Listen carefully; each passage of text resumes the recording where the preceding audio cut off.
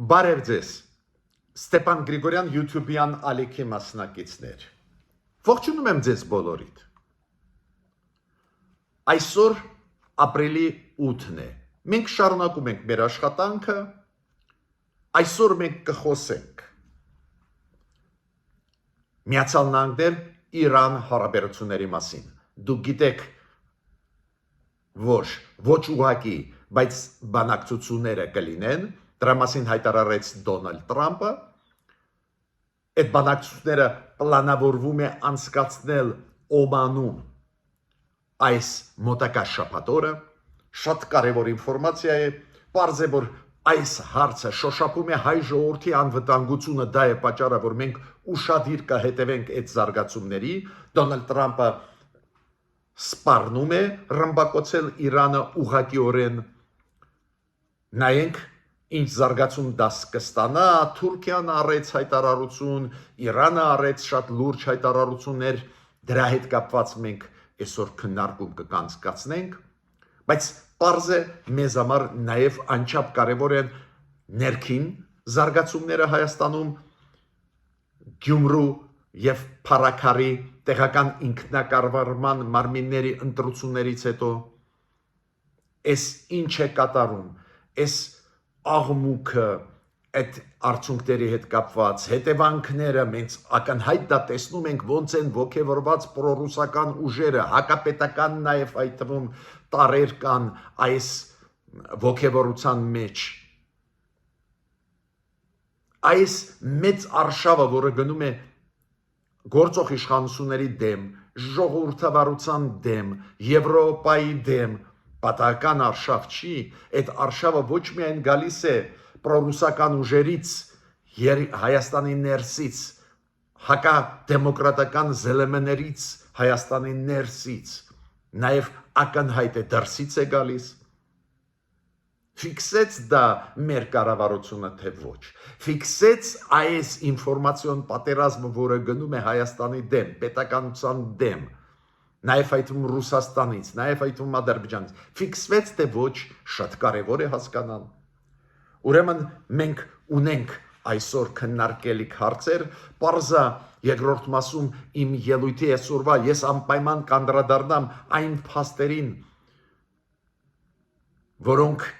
այն քայլերին, որոնք անում է Ադրբեջանը մեր դեմ ուղղված, ականների դաշտերի քարտեզների հետ կապված, լարվածությունը, որը արհեստականորեն Ադրբեջանը մեծացնում է հայ-ադրբեջանական սահմանում, մեր պաշտպանության նախարարության հայտարարությունը, որը ճիշտ ասած մի քիչ զարմացրեց ինձ, բայց մենք սկսեցինք ընդունել, որ կրակոցներ կան ու հայտարարությունը պաշտպանության նախարարության շատ ինձ մտահոգեց, դրա մասին կխոսենք ինչ պետք է անենք, որ զսպենք այս ախոժակները Ադրբեջանի, որն է ճիշտը, խաղաղության օրակարգով գնալը, ես միշտ ասել եմ, նո ակնհայտ է ճիշտ է, ես տեղ չունեմ նույնիսկ քննարկելու ինչ որ մարդու հետ, ինչ որ մի բան, կամ ցանկացած մարդու հետ, բայց շեշտադրումները կարելի է փոխել, առանձին դեպքերում կոշտ պատասխաններ տալ Ադրբեջանին, դա պահանջում է նաև հասարակությունը, նո հասարակ բան, մարդիկ մոտենում են ինձ, երբ որ ես դուրս եմ գալիս հանդիպումների, մարդիկ մոտենում են ինձ, երբ որ գտնվում են արտասահմանում, ու շատ է մոտենում հետ այրոպորտներում, մեր ժողովուրդը, ակտիվ ժողովուրդը, շատ տեղերում կարելի է հայերին հանդիպել, օրինակ հասարակ բան, այսօր իմ բակում հանդիպեց ինձ այդ մեր հարևաններից մեկը, խելոք մարդ, Ջանսոն Աղաբաբյանը, ու ինքը ասում է, Սեփան ջան, մեր կառավարությունը չի կարող օրինակ Ադրբեջանից պահանջել, որ պարտ կտա Լեռնային Ղարաբաղի հայերին, օրինակ այս փուլում, երբ որ իրանք Լեռնային Ղարաբաղի հայերը գտնվում են Հայաստանում, որ փակի այդ ծախսերը։ Ի վերջո Հայաստանը ճանաչեց, չէ, Լեռնային Ղարաբաղի պատկանելությունը Ադրբեջանին։ Ի վերջո Ադրբեջանը ճանաչում է, չէ, որ Լեռնային Ղարաբաղը իր տարածքն է, չէ, դրա համար ասում է պատերազմ մենք արեցինք։ Դա ագրեսիա էր Ադրբեջանի, բայց նշանակություն չունի, Ադրբեջանը ճանաչում է, չէ, Լեռնային Ղարաբաղը որպես իր անբաժանելի մաս։ Ուրեմն մարդիկ, ովքեր այնտեղ ապրել են, Ադրբեջանը ունի իրենց արժև պարտավորություններ։ Հանեցին ուժով այդ մարդկանց, հիմա թող պայեն այդ մարդկանց Հայաստանում։ Գիտեք, հասարակ կարծես թե միտք է, բայց շատ լուրջ դնում է այս ձևի հարցեր մեր կառավարությունը Ադրբեջանի առջև, որ պահեն այս մարդկանց, երբ որ պահը գա, որ այդ մարդիկ պետք է վերադառնան Լեռնային Ղարաբաղ, նաև ապահովի Լեռնային Ղարաբաղի հայերի անվտանգությունը Ադրբեջանում, բայց հիմա միջև այդ պահը չգալը, ինչի մեր ուսերին ամեն ինչ գցում է։ Մենք կաջակցենք մեր հայերին, բայց թող Ադրբեջանը իր պարտքերը տա Լեռնային Ղարաբաղի հայերին։ Ու գիտեք,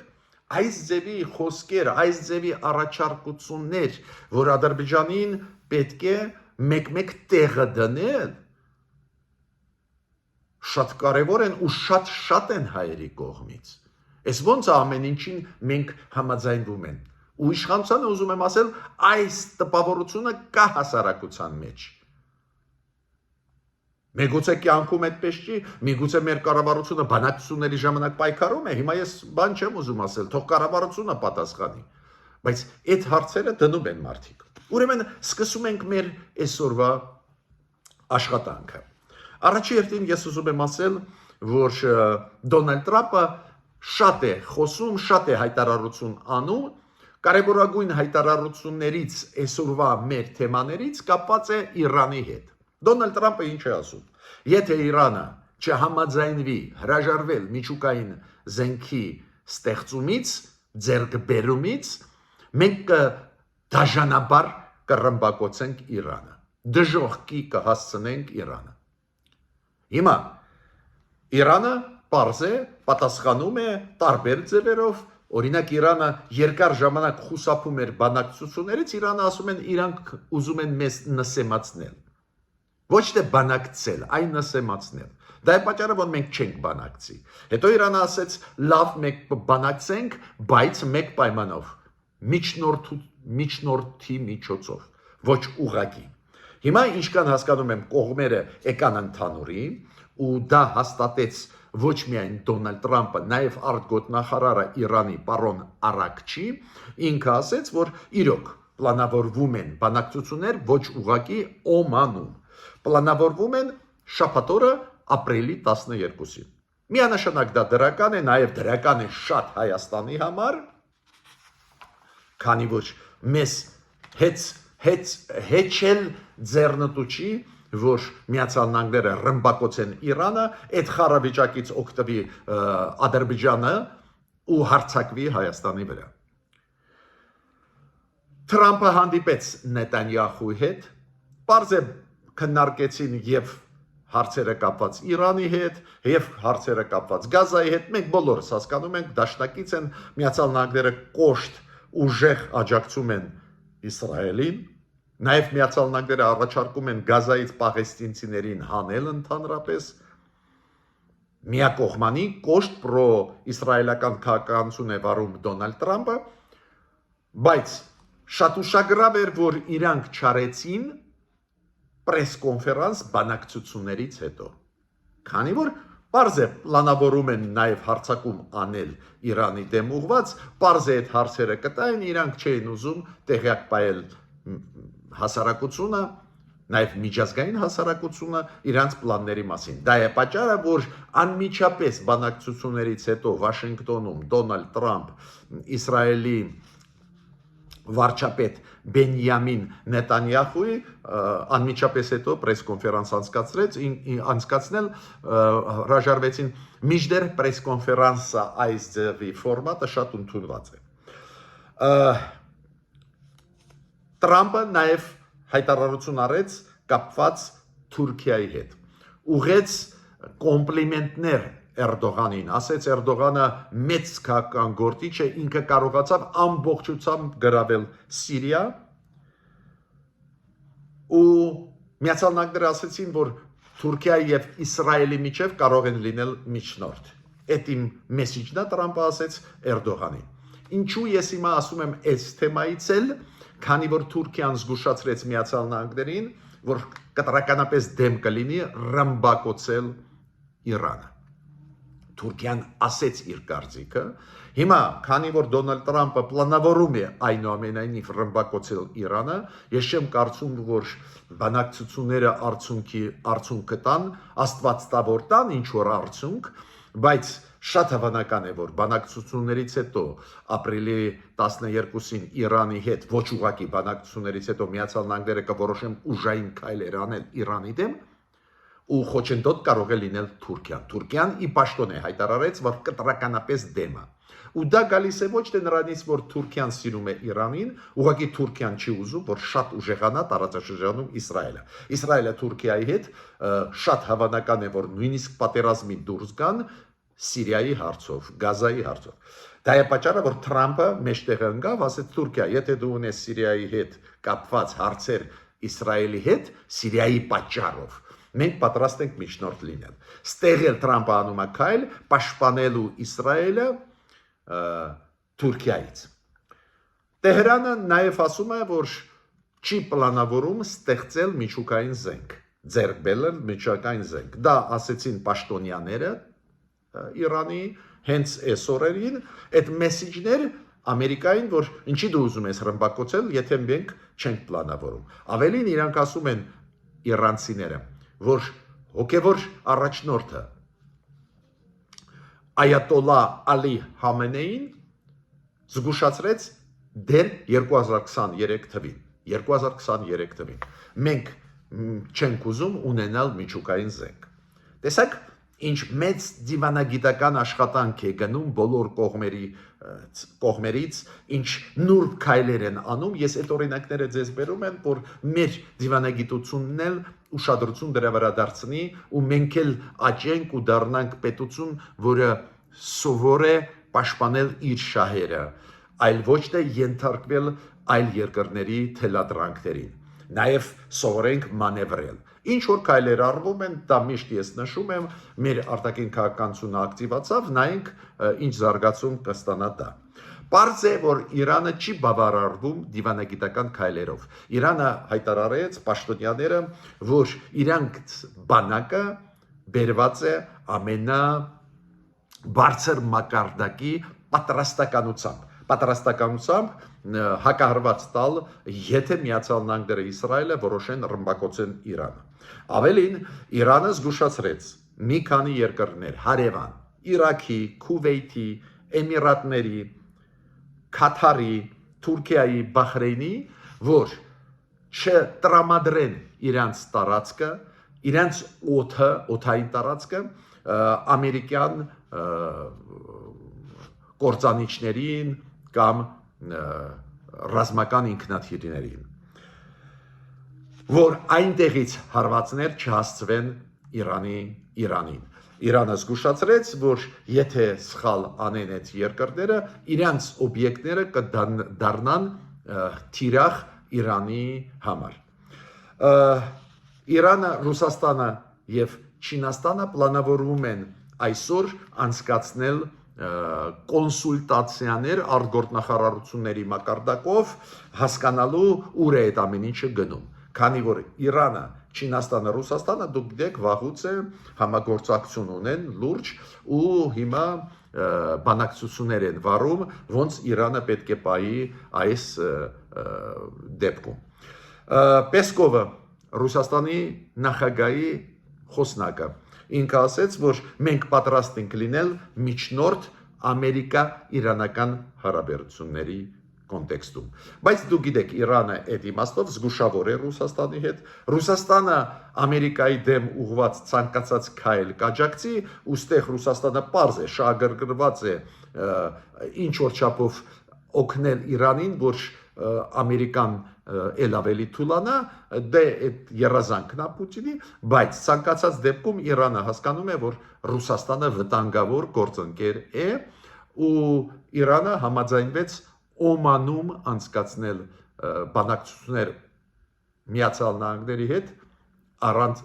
միջնորդների միջոցով ու ընտրեց այդ միջնորդը Օմանին, Իրանը։ Ես միջևացնելը շատ կարևոր երկու հարցերին հետևանքներ Գյումրու ընտրություններից հետո եւ կառավարության համար եւ հասարակության համար շատ վտանգավոր զարգացումներ, որոնք գնում են Հայաստանի ներսում, ես պետք է նաեւ ավելի ուշ խոսեմ Ադրբեջանի ագրեսիվ կեցվածքի Հայաստանի նկատմամբ, ինչ պետք է անի կառավարությունը, որ կարողանանք ավելի adekvat արձագանքել Ադրբեջանի շատ դաժան ելույթների, իրանց լիդերների եւ բավական լուրջ մեղադրանքների ուղղված Հայաստանի դեմ, ոնց մենք պետք է պատասխանենք, միջև դրանց անցնելը ես ինչ եմ ուզում ասել։ Գնում է ինֆորմացիոն պատերազմ։ Ես ձեզ զգուշացրել եմ, այդ պատերազմը դա հարձակումն է մեր պետականության դեմ, մեր ինֆորմացիոն դաշտի դեմ, դժբախտաբար ներսում կան ուժեր, ովքեր աջակցում են Ռուսաստանին, Ադրբեջանին, մեր պետականության դեմ պայքարել, գործող իշխանությունների դեմ պայքարել, ու ես ասում եմ, որ նաև ես տեսնում եմ ոնց են հարձակվում մեր YouTube-յան ալիքների վրա, մեր ճանաչված փորձագետների, նաև Ստեփան Գրիգորյան YouTube-յան ալիքի։ Դա է պատճառը, որ ես ձեզ շատ շնորհակալ եմ, որ դուք բաժանորդագրվում եք, կիսվում եք, լայքում եք, ակտիվ մասնակցում եք։ Այսօր ուզում եմ շնորհակալություն հայտնել նաև չաթում ակտիվ մասնակցողներին, Արմինե Մինասին, Վանին, Լյուսա Կարապետյանին, Գագիկին, Լյուբա Ազատյանին, Կարեն Կարապետյանին, Աշոտ Կանկանյանին, Արմեն Սարգսյանին, Բենա Արոստամյանին, Վազգեն Ավագյանին, Կարինե Աբաջյանին, Աննա Մուրադյանին, Նարինե Վասիլյանին, Անայդ Գասպարյանին, Հակոբ Օկնորին, Մեծ Հայկին, Հասմիկին, Վազգեն Գրիգորյան, ես ենթադրում եմ ազգանունը, Վազգեն Գր, ստորագրեց ակտիվ մեր YouTube-յան ալիքի մասնակիցները, մեր չաթի մասնակիցները։ Շնորհակալ եմ ձեզ բոլորիդ։ Հիմա շարունակում ենք մեր աշխատանքը։ Ես պետք է ասեմ, որ հաճախ մեր կառավարությունը չի զգում տրամադրությունների զարգացումը Հայաստանում։ Ու մենք պարտավոր ենք աջակցել։ Դա մեր ֆունկցիան է, փորձագետների ֆունկցիան է, պետականամետ փորձագետների ֆունկցիան է։ Քանի որ ներքին կայունությունը անչափ կարևոր է Հայաստանում։ Մարդիկ մտածում են, որ ընտրությունները Գյումրիում փառաքարում բարդ անցան ու ընտրություններից հետո ամեն ինչ կհանգստանա։ Ոչ, քանի որ իշխանությանը ձգտող ուժերը չեն գալիս ռեգիոնում դրա համար, որ հանգիստ հետո աշխատեն, պնդում են այդ արշավը իրանք կտանեն, կշարունակեն մինչև ազգային ժողովի ընտրությունները մյուս տարվա մայիսին։ Որտեղից եմ ես դա նաև տեսնում։ Տեսնում եմ նրանից, որ ուղղակիորեն արշավ է գնում ժողովրդավարության դեմ Հայաստանում, արշավ է գնում գործող իշխանությունների դեմ, արշավ է գնում քաղաքականությանը այսօրվա իշխանությունների, ու ամենակարևորը չեն էլ տալիս հնարավորություն պատասխանել իշխանություններին բացատրել։ Ես էլ ունեմ լիքը բաներ իշխանություններին ասել ու ավելի ուշ էլի կասեմ։ Բայց միտումնավոր սրվում է ամեն ինչ, սրվում է։ Նայեք այս ինֆորմացիոն դաշտի պատերազմը մեր պետականության դեմ պրոռուսական ուժերի կողմից ինչքան ուժեղ է։ Նաև դրսից այդ պատերազմը գնում է։ Ու այդ պայմաններում ոչ մի տրամաբանական քննարկում, քննադատություն նույնիսկ իշխանության նկատմամբ չի անցնում։ Ատելության մթնոլորտ ուժեղանում ստեղծվում է։ Ու պատկերացնում եք այս ֆոնի վրա իշխանությունը անում է քայլեր, որոնք նաև բողոքի ալիք են բարձրացնում այլ հարցերի հետ կապված։ Օրինակ, դուք գիտեք, որ դեպի Պրոշյան ճանապարհը, դուք գիտեք այդ Երևան աշտարակ այդ ճանապարհը մի քանի անգամ Պրոշյանի եւ Քասախի բնակիչները ստիպված էին փակել։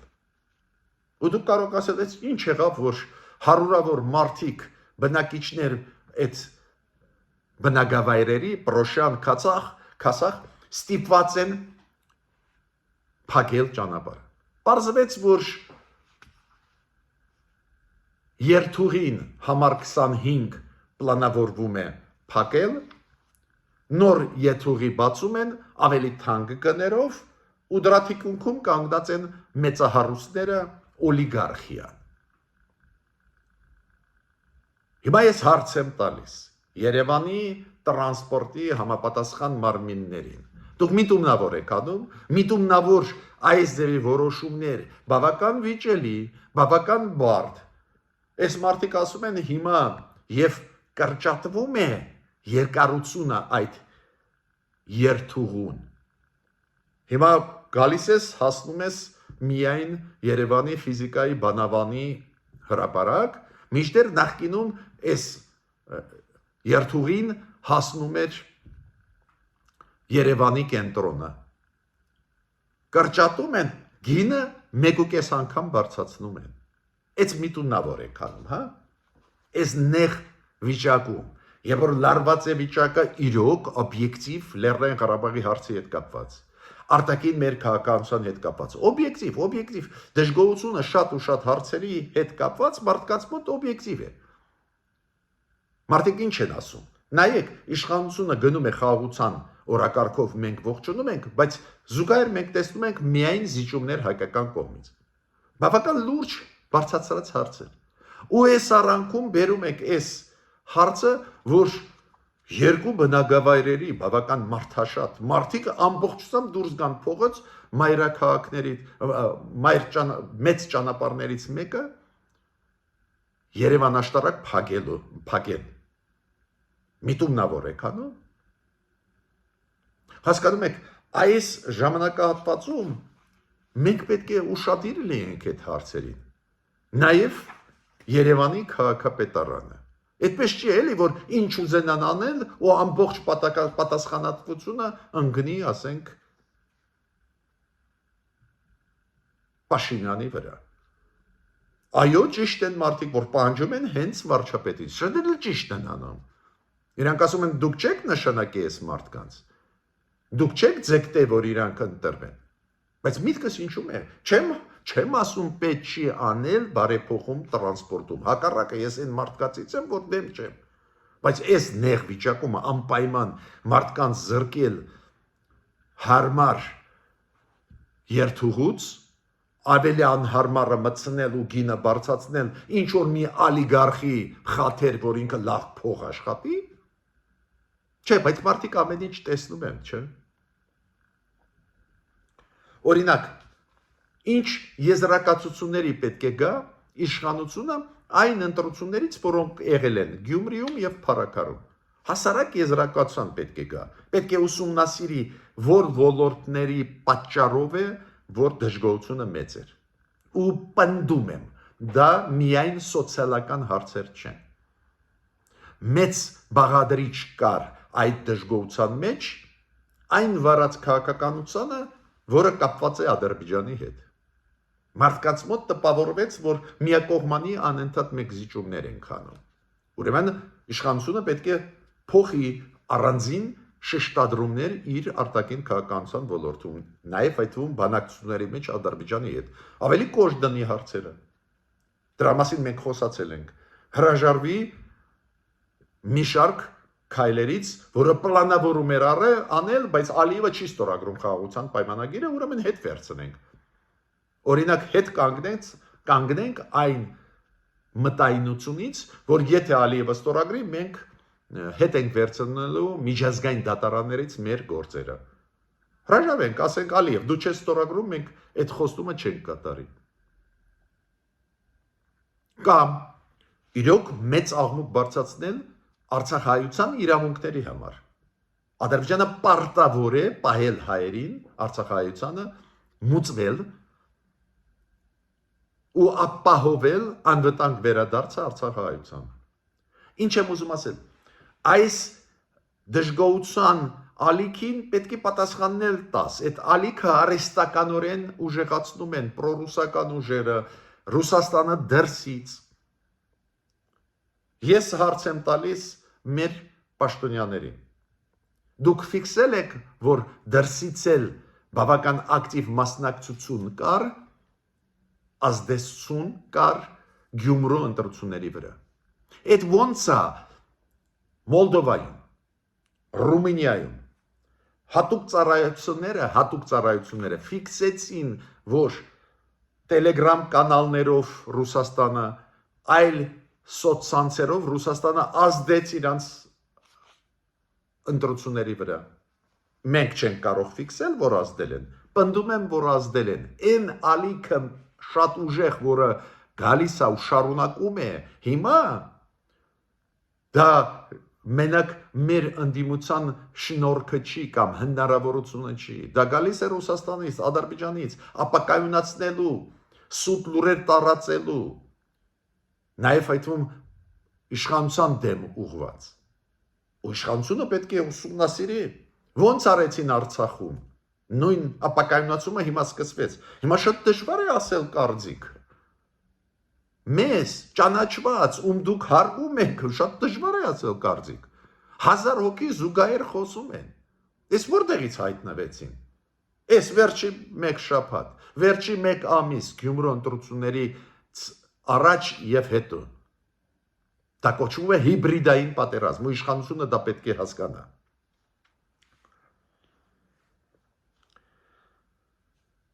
Ուրեմն իշխանությունները պետք է հանգիստ վերլուծեն, օբյեկտիվ ընդունեն այն սխալները, որոնք կատարել են, եթե սխալ չի, բացատրեն, որ սխալ չէր, երկխոսության մեջ ավելի ակտիվ մտնեն հասարակության հետ, այլ ոչ թե միակողմանի ասել ու լռել։ Ես չեմ բացառում, որ իրոք միգուցե իմաստ ունի արտահերթ ազգային ժողովի ընտրություններ անցկացնել, եթե այս ալիքը անհնար է կանգնացնել, այդ արհեստական ալիք է եկող դրսից, դեզինֆորմացիոն ալիք, որը ներսի պրոռուսականները ուժեղացնում են, ինչա որ գան իշխանության ու հանձնեն Հայաստանը Ռուսաստանին։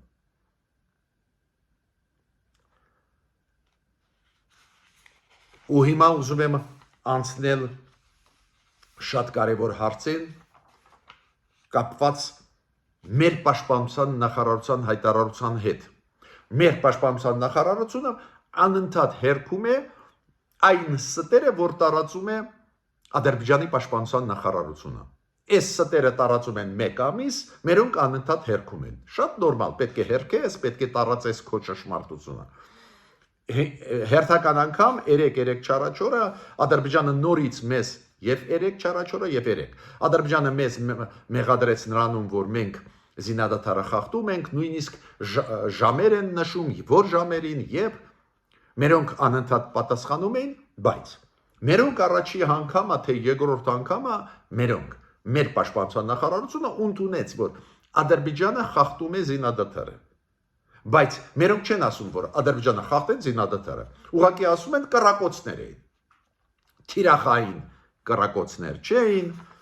անկապ ինչ որ կրակում են։ Գիտեք, ես մեր պաշտպանության նախարարությանը ուզում եմ ասել, որ